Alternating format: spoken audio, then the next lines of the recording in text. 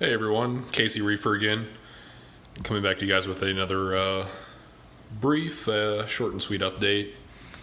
I figured I'd start off this video with kind of leaving the lights on just so you guys kind of have a perspective for how the tank looks outside of the actual livestock itself. I don't think you guys have actually seen what the outside wall looks like with the trim and all, so...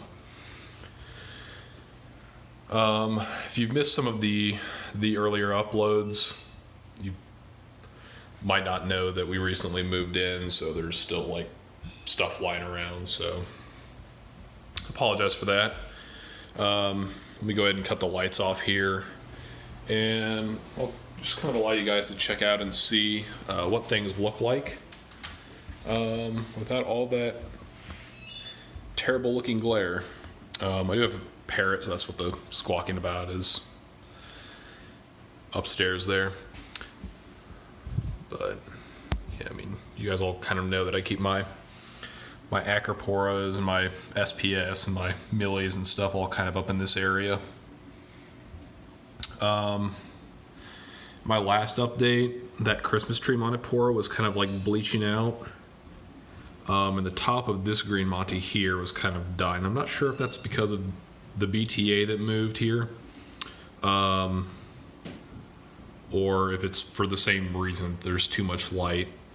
So I went ahead and lowered the lights down just a little bit, just so that that guy has a chance to heal.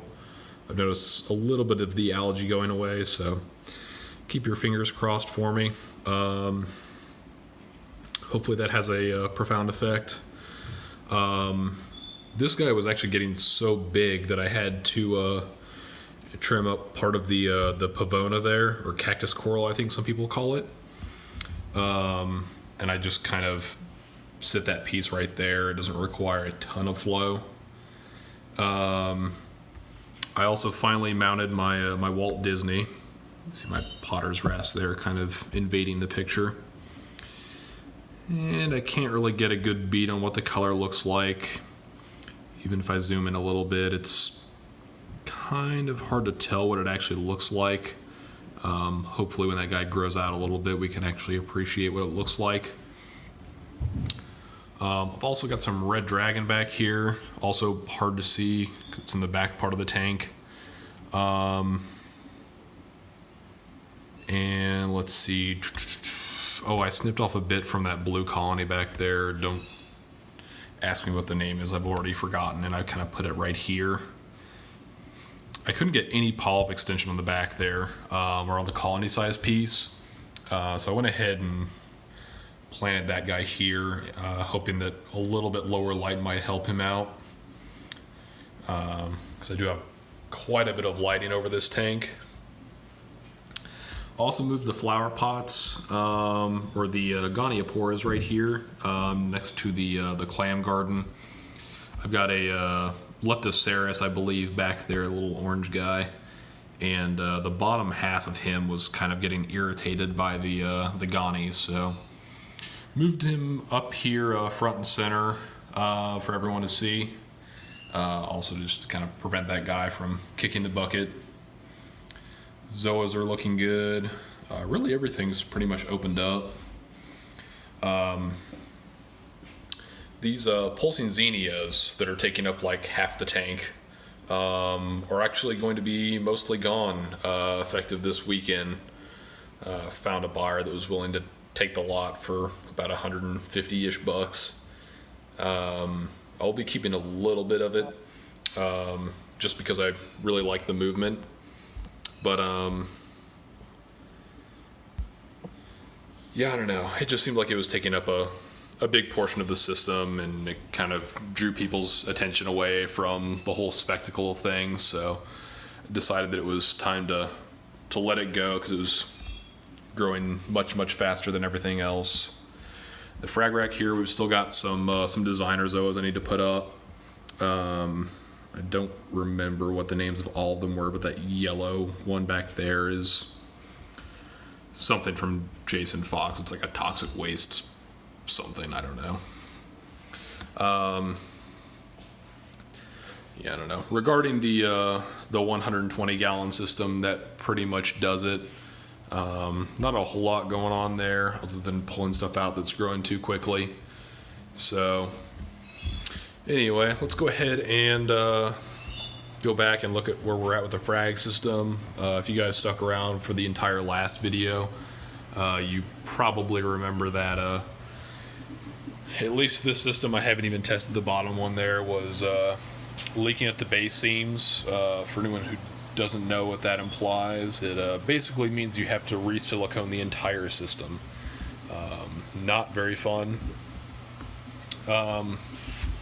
You'll see here that I pretty obviously broke the trim. I thought it's something that was going to be avoidable. Definitely not the case. It's really hard to get all that silicone out from underneath that trim, just with how small that gap is, without snapping it. So I think I'm going to try to get a couple pieces of glass and Euro brace it. I still haven't fully made up my mind on it yet. But yeah, I got the trim off. I got some of the silicone off. There's still a little bit of work to do. And yeah, that's pretty much it. Still need to scrape some silicone and sand the top.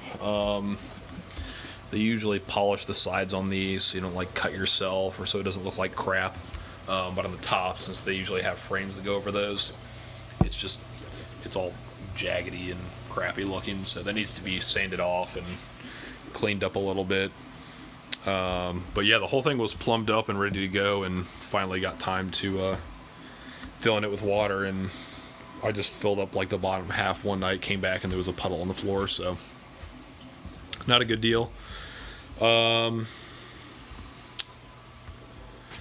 did get myself a little Wise Cam.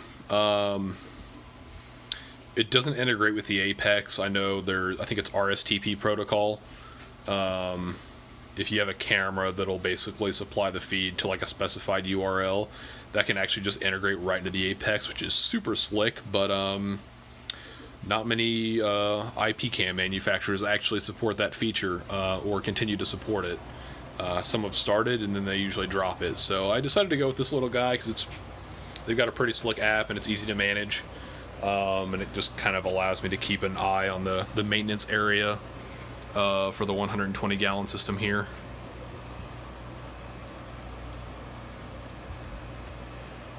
And yeah, that's pretty much it. As far as regular updates are concerned, I'm going to try to provide an update, or rather an overview of what the whole filtration system kind of looks like for this guy. There's obviously a manifold there, and the filtration, at least from someone who hasn't dealt with salt water before, probably a little overcomplicated, but I think I can probably sum it up in about 10 to 15 minutes. So look out this weekend for that update. And in the meantime, happy reefing, everyone.